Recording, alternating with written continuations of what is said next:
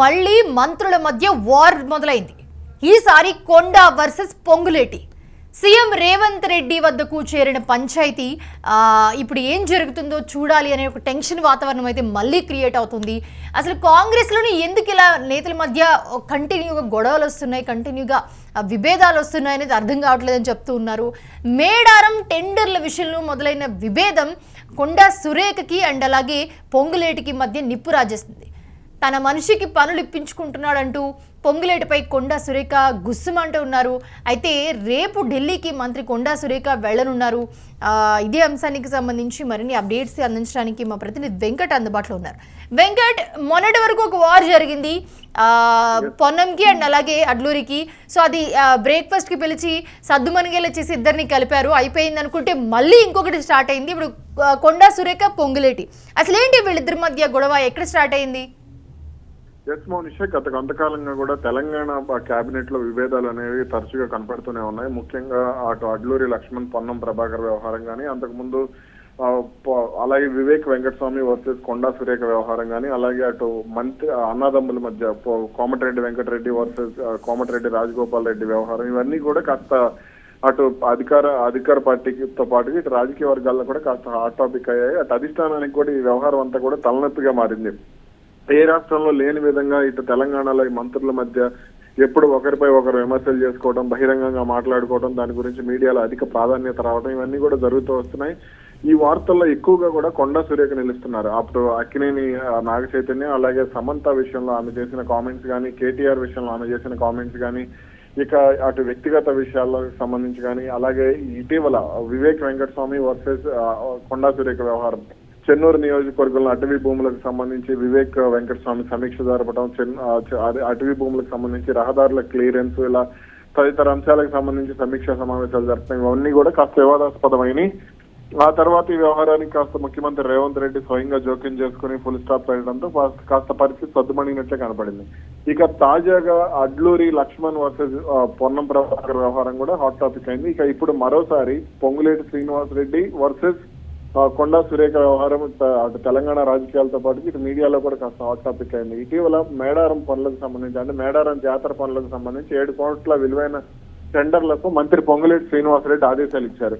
ఆయనకి సంబంధం లేని శాఖ ఇది, అయినా సరే తనకు తెలియకుండా తన మంత్రిత్వ శాఖ పనుల్లో ఆయన పెత్తనం ఏంటంటూ కూడా కొండా సురేఖ మండిపడ్డారు. ఇదే అంశానికి సంబంధించి ఏకంగా ముఖ్యమంత్రికి కాకుండా డైరెక్ట్ గా ఢిల్లీ పెద్దలకు ఆమె ఫిర్యాదు చేయడం, ఆ తర్వాత ఢిల్లీ పెద్దలు ఆమెను అక్కడికి పిలవడం, ఇవన్నీ కూడా కాస్త హాట్ టాపిక్ అయినాయి. అంటే తన శాఖలో ఎందుకు ఇతర మంత్రులు వేలు పెడుతున్నారు? మొన్న వివేక్ వెంకటస్వామి వేలు పెట్టారు, ఇక ఇప్పుడు పొంగులేటి శ్రీనివాసరెడ్డి వేలు పెట్టారు. ఇవన్నీ కూడా ముఖ్యమంత్రి రేవంత్ రెడ్డి కనుసన్నల్లో జరుగుతున్నాయా, లేదంటే ఎవరైనా వెనకుండి తనను మంత్రుల ద్వారా, అంటే సహచర మంత్రుల ద్వారా టార్గెట్ చేస్తున్నారా అనే ఆవేదన కూడా వ్యక్తం చేస్తూ వస్తున్నారు. వివాదాలను వెంటనే పరిష్కరిస్తున్నా సరే ఈ విధంగా ఎందుకు తనని టార్గెట్ చేస్తున్నారని ఆవేదన కూడా వ్యక్తం చేస్తున్నారు. అయితే వెంకట్, ఇక్కడ 2 విషయాలు మాట్లాడుతున్నారు. ఒకటి, కొండా సురేఖ తనకి ఇన్వాల్వ్మెంట్ లేని, లేకపోతే తన నియోజకవర్గం కాని విషయాలు కూడా జోక్యం చేసుకుని వెళ్ళి కలెక్ట్ చేసుకుంటూ ఉంటారు. సో ఇప్పుడు జిల్లా ఇన్ఛార్జ్ అయిన పొంగులేటి ఆయన చేస్తే తప్పేంటి అన్న వర్షం కూడా మరోవైపు వినిపిస్తోంది. జిల్లా ఇన్ఛార్జ్ మంత్రి అయినా సరే ఎక్కువగా రాజకీయ వ్యవహారాలు, ఎమ్మెల్యేలతో సమన్వయం లేదా అభివృద్ధి కార్యక్రమాలను ఆయన, అంటే ఇప్పుడు ప్రస్తుతం జిల్లాలో ఉన్న మంత్రితో కోఆర్డినేట్ చేసుకుని ఆయన చేయాల్సి ఉంటుంది. ఆదేశాలు ఇవ్వడానికి అయితే ఉండదు. డైరెక్ట్ గా అసలు జిల్లా మంత్రి లేకుండా, లేదంటే సంబంధిత మంత్రి లేకుండా సమీక్ష సమావేశాలు జరపడం అనేది ఉండదు. ఏదైనా ఎమ్మెల్యేల మధ్య విభేదాలు వచ్చినా, లేదా ప్రస్తుతం ఆ జిల్లా మంత్రికి లేదా ఇతర ఎమ్మెల్యేలకు మధ్య విభేదాలు ఉన్నా, అలాగే ఎంపీలతో లేదంటే అభివృద్ధి లేదా సంక్షేమ కార్యక్రమాలకు సంబంధించి ఎలా అమలు అవుతున్నాయి, క్షేత్రస్థాయిలో వాటి పనితీరు ఎలా ఉంది, ఇవన్నీ కూడా డైరెక్ట్ గా తెలుసుకునేందుకు మాత్రం ఇన్ఛార్జ్ మంత్రులు ఉంటారు. కానీ ఇలా డైరెక్ట్ గా సమీక్షా సమావేశాలు జరపవచ్చు, కానీ జరిపినా సరే సంబంధిత, అంటే జిల్లాకు సంబంధించిన మంత్రి ఉండాలి లేదా సంబంధిత శాఖ మంత్రి ఉండాలి. అదేది లేకుండా సొంతగా మేడారం పనుల్లో ఆయన వేలు పెట్టడం అనేది దాదాపుగా కరెక్ట్ కాదని చెప్పాలి. అయితే మరి దీని వెనక ప్రభుత్వ పెద్దల ప్రోత్సాహం ఉందా, లేదంటే అటు జిల్లా నాయకులు లేదంటే అటవీ శాఖకు సంబంధించిన అధికారులు ఏమైనా ఆయన మాట వింటున్నారా ఏంటనేది తెలియాలి. సో ఇప్పుడు కొండా సురేఖ ఢిల్లీకి వెళ్తుంది అని చెప్తూ ఉన్నారు, దీనికి సంబంధించి లేకపోతే ఏదైనా వేరే ఇంకేదైనా పనుందా? ఖచ్చితంగా తనను కొంతకాలంగా మంత్రులు టార్గెట్ చేయడం, మొన్న వివేక్ వెంకటస్వామి కానీ, అలాగే మీడియా టార్గెట్ చేయడం, కొంతమంది ఎమ్మెల్యేలు కూడా ఆమెను కాస్త ఇబ్బంది పెడుతున్నారు. అటు బీఆర్ఎస్ నుంచి తనను టార్గెట్ చేస్తున్నా సరే సొంత పార్టీ నుంచి తనకు మద్దతు లేదు, కావాలనే తనకి ఇబ్బందులు ఎదురయ్యే విధంగా ప్రవర్తిస్తున్నారు. ఇప్పుడు పొంగులేటి ప్రవర్తించినా, అంతకుముందు ఆయన అది వివేక్ వెంకటస్వామి ప్రవర్తించినా సరే కేవలం తనను రాజకీయంగా ఇబ్బంది పెట్టేందుకే కావాలనే తనకు ఇబ్బందులు సృష్టిస్తున్నారని ఆవేదన ఆమె అధిష్టానం పెద్దలకు తెలియజేసేందుకు కూడా వెళ్తున్నట్టు తెలుస్తోంది. అటు దీనికి సంబంధించి డీకే శివకుమార్, కర్ణాటక ఉప ముఖ్యమంత్రి డీకే శివకుమార్, అలాగే కేసీ వేణుగోపాల్ కూడా ఆమె ఇప్పటికే కాంగ్రెస్ కీలక నేత కేసీ వేణుగోపాల్ కూడా ఆమె ఫిర్యాదు చేసినట్టుగా కూడా తెలుస్తుంది. 1-2 రోజుల్లో ఈ వ్యవహారానికి సంబంధించి ముగింపు పలికే అవకాశాలు అయితే కనపడుతున్నాయి.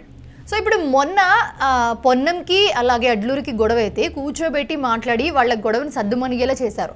సో ఇప్పుడు వీళ్ళిద్దరి మధ్య వైరాన్ని అధిష్టానం ఎలా తీసుకెళ్తుంది, లేకపోతే ఈవిడ పర్సనల్గా వెళ్ళి ఢిల్లీకి వెళ్ళి కంప్లైంట్ చేసే అవకాశాలు కూడా ఉన్నాయి, ఎందుకంటే వెళ్తూ ఉన్నారు కాబట్టి. సో ఇప్పుడు ఇక్కడైతే అధిష్టానం కూర్చోబెట్టి మాట్లాడే అవకాశాలు ఏమైనా ఉన్నాయా? ఖచ్చితంగా అధిష్టానం కూర్చోబెట్టి మాట్లాడే అవకాశాలు ఉండవు. అప్పుడు రాష్ట్ర కాంగ్రెస్ వ్యవహారాల ఇన్ఛార్జ్ ఎవరైతే ఉన్నారో మీనాక్షి నటరాజన్, ఆమెకు అలాగే ముఖ్యమంత్రి రేవంత్ రెడ్డికి అంశం గురించి సమాచారం ఇవ్వటం, లేదంటే PCC chief, Pradesh Congress committee chief, లేదంటే వీళ్ళిద్దరే దాదాపుగా మీనాక్షి నటరాజన్, మహేష్ కుమార్ గౌడ్ మాత్రం ఈ వ్యవహారానికి సంబంధించి జోక్యం చేసుకునే అవకాశాలు అయితే ఉన్నాయి. అంతేగాని డైరెక్ట్ గా అధిష్టానం జోక్యం చేసుకుని ఒక రాష్ట్ర మంత్రి గురించి మాట్లాడే అవకాశాలు అయితే దాదాపుగా ఉండకపోవచ్చు. కానీ ఆమె వాదన ఏంటి, ఒకవేళ ఆమె ఏం చెప్పారు అనే సమాచారాన్ని మాత్రమే వీళ్ళకి ఇవ్వటం, లేదంటే కొన్ని సూచనలు చేయటం ఉంటుంది. ఎందుకంటే ఇప్పుడు ఈ ఒక్కసారి ఈమె సమస్య పరిష్కరిస్తే తర్వాత ఎమ్మెల్యేలు వెళ్ళొచ్చు, లేదంటే మేయర్లు వెళ్ళొచ్చు, కౌన్సిలర్లు వెళ్ళొచ్చు, ఇలా ఎవరైనా సరే వెళ్ళి ప్రతిసారి అధిష్టానానికి కలవటం, అది అధిష్టానానికి ఎన్నో వ్యవహారాలు ఉంటాయి కాబట్టి ఇలా ఇవన్నీ కూడా రాష్ట్రానికి సంబంధించిన వ్యవహారాలు కాబట్టి రాష్ట్ర పార్టీకి లేదంటే ప్రభుత్వానికి మాత్రమే వాళ్ళు వదిలేసే అవకాశాలు అయితే ఉంటాయి. Right. Thanks for the updates Venkat. చూస్తూ ఉన్నాము తెలంగాణలో మళ్ళీ మంత్రుల వార్ మొదలైంది. సో ఇది ఎక్కడి వరకు వెళ్తుందో చూడాలి. ప్రస్తుతం అయితే రేపు ఢిల్లీకి మంత్రి కొండా సురేఖ వెళ్ళి తన బాధని చెప్పుకోవడానికి వెళ్తున్నట్లుగా మనకి సమాచారం అందుతుంది. బట్ ఎటకేలకు అధిష్టానం వీళ్ళిద్దరిని కూర్చోబెట్టి మాట్లాడి వీరిద్దరి మధ్య సయోధ్య కుదురుస్తుందా, అసలు కొండా సురేఖకి ఉన్న ప్రాబ్లమ్స్ కానివ్వండి, లేకపోతే సపోర్ట్ కానివ్వండి, వీటన్నింటి గురించి కూడా అధిష్టానం ఇప్పుడు కూర్చోబెట్టి మాట్లాడుతుందా, ఏం జరుగుతుందో అనేది చూడాలి.